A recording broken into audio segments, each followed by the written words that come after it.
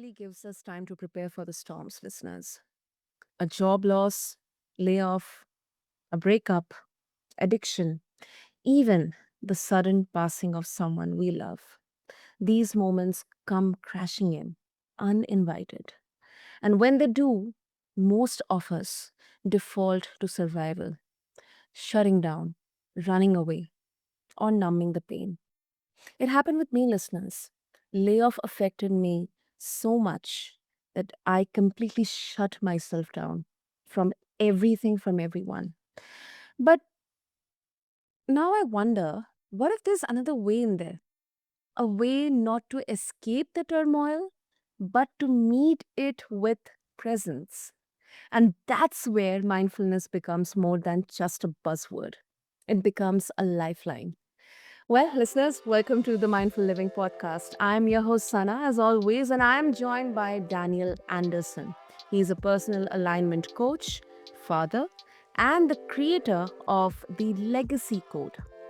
His story is raw and real: addiction, divorce, the heartbreak of loss, and the courage it takes to rebuild. Together, we'll explore how mindfulness has the power to transform chaos into clarity, not in theory, but in the very moments that threaten to undo us. So, listeners, let's quickly begin. And Daniel, welcome to the show. And it is such an honor to have you here with us. Pleasure is all mine. Thank you for having me. Okay, Daniel. Yeah, it's. I don't know. I mean, how can I put it up? But those moments, I mean, addiction, divorce, loss, even near homelessness, I think they could break anyone. In those darkest times, Daniel, what did mindfulness look like for you in practice? Well, to be honest with you, that time that I was Mhm. facing homelessness, I had just lost a job. I lost Mm. the girl that I was engaged with, who turns out obviously was not the right person for me. Uh, Mhm. and because I lost my job, my former wife, she decided to hold that over my head because I couldn't give her child support, so she wouldn't let me see my son at the time. And Okay. because of all that, I ended up losing my apartment, and the only thing that basically saved me right then was one of my best friends offered to open his house to me. So I ended up moving in with him and his family for like 4 months. Um, Mhm. Honestly, that one almost completely broke me. I started feeling very suicidal, and it probably was the closest I had ever come to really pulling the trigger on it, so to speak. But Mhm. then I suddenly got this powerful voice in my head that wasn't my own saying, Daniel, you're meant for more than this. This is just a temporary setback. You're Mhm. stronger. And just get that nonsense of killing yourself out of your head. And I like suddenly just snapped out of it. Um, it took, well, this was actually back in 2012 when this happened. Okay. Hard to believe that's been that long. Um, Spent 4 years. Yeah. Um. I I mean, thank you. First of all, thank you for being so open and sharing that. I think those 4 months, they kind of transformed your life. Um, like from the lowest now to something. And I think the best part is, when you mentioned that, when you thought that why the heck I am thinking about killing myself. I mean, this is such a profound question, because um, these challenges, they can break even the strongest person inside out. whether it's a man or a woman or anyone. Um, and I think so many listening can relate to that. Not knowing how to keep standing when life feels like it's pulling you under, but then that particular moment or that question, it's like a single breath that, um, was a lifeline for you. And I think it absolutely makes mindfulness feels, less like a this practice or a kind of activity and more like a survival in there. Absolutely. Um, it doesn't have to be like hard work. It's just thinking about how things are going in your life, and for me, um, basically I kept experiencing job losses. I be honest, I actually lost my job that I was at for 8 years on the 12th. Okay. Um, Okay.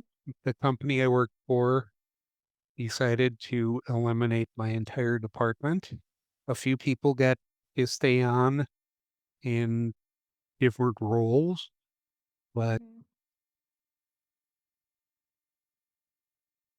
that normally would have broken me. And and I just was like, okay, well, obviously this is meant to happen because God or source or the universe led me to this and he'll lead me out of it. And Beautiful. so I found this out in July, and then all of a sudden, it was September 12th and it was time for me to go. But honestly, I was a little devastated at first, but then, I just shifted that victim mindset to you've been through this before. Mm. You're meant for something different than what you've been doing. And it's just time for you to focus fully on the coaching business. Mm. So to be honest, I was really have been looking forward to this next chapter of my life for the first time ever, really. Um, I don't know exactly what's going to happen, but I know it's going to work out because I know that I'm never alone and I've got my spirit guides and my angels and all them, always around me. So That is my biggest thing with that is when we learn exactly who walks beside us every minute of every day, there's no need to be afraid of anything. that is so powerful, Danny. And I think this conversation is definitely going to reframe mindfulness because situations and events like this, or these, they can really um, make us feel like, there is no pain. And I just ignore pain. I ignore myself and everyone else. And I just, kind of conform to myself. I just shut myself down. No thoughts, empty completely. There's a kind of emptiness, wallowing in the emptiness. Um, and through mindfulness, how you brought back yourself to present circumstances. Okay, maybe this is not something for me. Maybe let me figure out something else for me. I think having that clarity and that, that I need to show up for myself, I cannot give up. I think that is something that gives this new kind of, definition to mindfulness, a new dimension to the mindfulness um, aspect. Ah, great. And one contradiction, Daniel, I often hear is that focusing on the present moment, it's a luxury. I don't think so that is applicable in your journey. But still, let's just address to the skepticism as well here. I mean, when bills are piling up, grief is raw, mindfulness, it feels unrealistic. We have to think about future. Sometimes we have to take up that anxiety. What would you say to those who feel mindfulness is a privilege, not a practice? A load of nonsense because the future doesn't exist. All we have is right now. This is the only time that we have. This is the only thing, that we have to worry about. And we don't have to worry about it because when you live in the future, all you're doing is robbing yourself of the joy of right now because right now is where happiness lives. Future doesn't exist. The past is just an electrical impulse in our brain that, keeps playing over and over again. It's like a security cam footage, all shaky and blurry, and we take it for truth. But the truth is, all we have is now.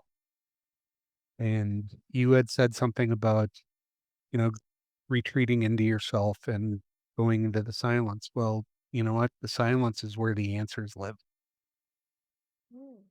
If you think about it, every single problem that we experience in our life always has one thing in common, and that's ourselves.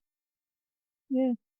So you need to stop looking for validation and happiness outside of you and really turn your focus inward. To be honest, before my spiritual journey a few years ago, um, I was one of the most miserable people on earth. Okay. I always just felt, why is this always happening to me? Why does life suck so much? And Mm. what did I do to deserve all this? Well, you know what? It made me exactly who I am right now. I appreciate things more. I see now that life has happened for me and not to me. And that's the truth with anybody. I don't care what happens. If you lose your parent, well, okay. I lost my dad earlier this year and it was devastating. But I understand through my mediumship abilities and my spirituality that Mm. he's not gone. His body's gone, but he's here and I can talk to him whenever I need to. Am I sad about it? Of course I am. I miss him every single day, but I know he's always with me. Yeah. So I don't care if you lose a job. The job is just, a way to make money. And there's more than enough money in the world to, for everybody to have their share. It's just how you look at it. Um, I was always money is difficult to make. Money is the root of all Mm. evil. I have to work so hard. Um, and I got that from my dad, actually. He worked 6+ days a week until 2 weeks before he died, and he died when he was almost 90. Wow. Okay. So it's just how can you take the negative things and then rewire your brain to stop looking for those and look for the blessings and the lessons instead. Mm. And I mean, personally, I believe that your dad would also like you to keep going on and on. I mean, keep showing up for yourself. Um, of course, for your uh, family, your child and or children, because you are also a father. So yeah, you mentioned about um,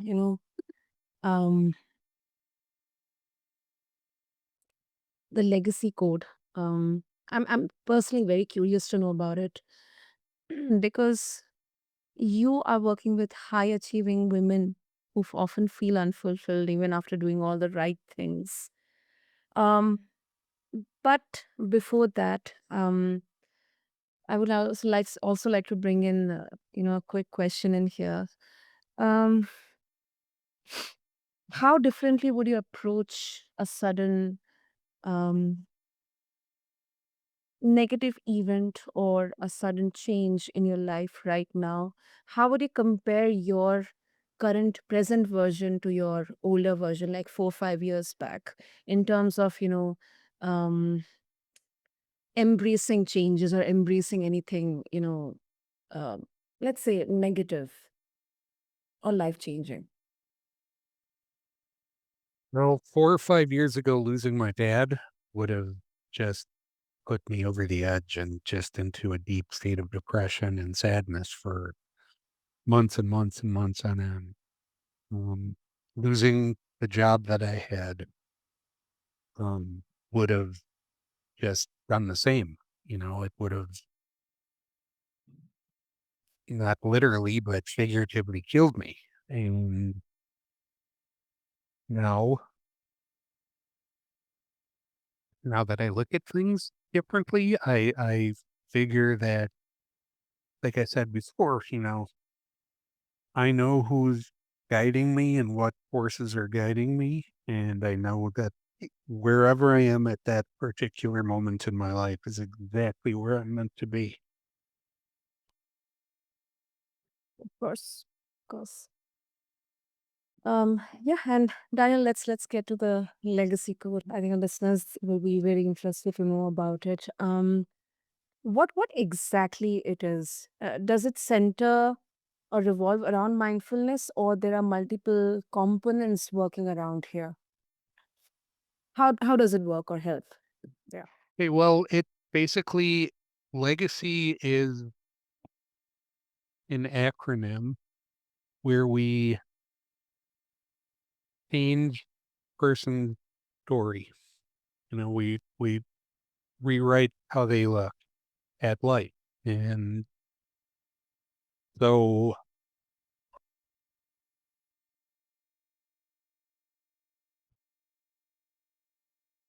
Mm-hmm. sorry about that. I'm just pulling something up here. Yeah, no worries, no worries. So, so the L in legacy is we look at what's no longer working in your life. E is emptying the noise and the clutter of everybody else's beliefs and feelings that have been instilled in us, because I truly believe that 90% of the things that we believe, if not more, are the beliefs of generations before us. Mm-hmm. Um, V is get honest about what you want. Um, to stop when somebody says, "How are you?" and you know you're not fine, but you say, "Oh, I'm fine anyway." Just be honest with yourself. Um, then start living your life in alignment with what matters to you. C is creating boundaries that hold. And then the Y stands for yielding to the real you or your higher self, and just living in alignment with who you truly are, because we aren't our bodies. We are cosmic beings that are just living a human existence for a short amount of time. And too many people think that they're human beings that are just having some sort of a spiritual experience. Mm-hmm. So what we work through with all that is we take care of the overwhelm of the mental noise and constant second guessing. Mm-hmm. We talk about burnout and disconnection with who you really are, and feeling stuck and lacking a clear aligned path. We work towards getting that more in line with who you're supposed to be and what you're supposed to do. Mm-hmm. It does include exercises for mindfulness. That includes journaling, meditations, the whole 9 yards. So it's a full. It's not just slap a band-aid on some things. We get to the root of what causing any little thing in your life. And pretty much that's um, mostly just being out of alignment with um, God's plan for us. Hmm. I think this is such a holistic way of, summing up all the different aspects of we as uh, living beings, um, whether it's our physical or it's our emotional or mental or spiritual uh, side of us. I think it covers all the aspects in here. And of course, mindfulness is being like here one of the most important contributors in kind of, channeling all these. That is powerful, Daniel. And you mentioned about alignment. I think, excuse me, it's. I think when we are aligned with ourselves, um, it's not possible to pause in crisis, but also not only pausing, but I think also about living in alignment so we don't keep spiraling back into turmoil. It, kind of, does a course correction in there. Um, Exactly. yeah. And before we wrap up, Daniel, if our listeners they would like to connect with you and explore more about the work that you do, the legacy code and the work around mindfulness that you do, what is the easiest way? And look me up on at my website. It's coachdanielanderson.com. If they want to reach me directly, they can send me an email at daniel@coachdanielanderson.com. Super. And I'm also on social. They can, if they want to, learn more about what I do and what I talk about and learn more about spiritual growth and things like that, they can follow me on YouTube at the Soul Searchers Society. Oh, wow. That's a good name. That's a good name.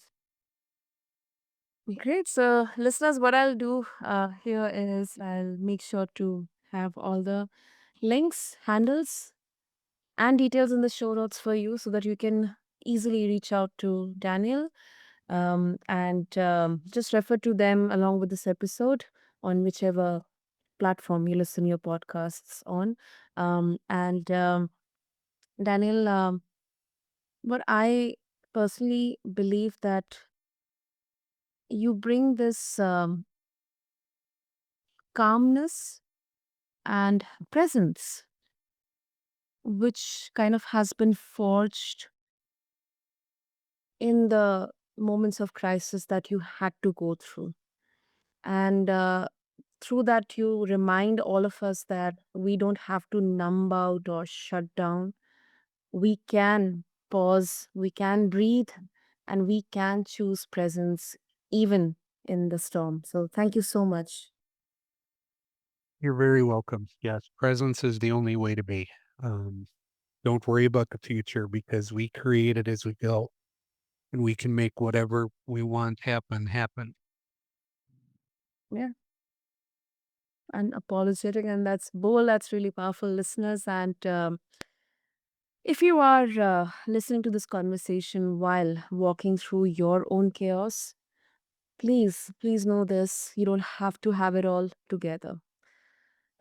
And mindfulness isn't about perfection; it is about staying there, breath by breath, moment by moment, until the storm passes. And eventually, it will. It will, definitely. So, thank you to everyone for tuning into the Mindful Living. I'm your host, Sana, signing off. Thank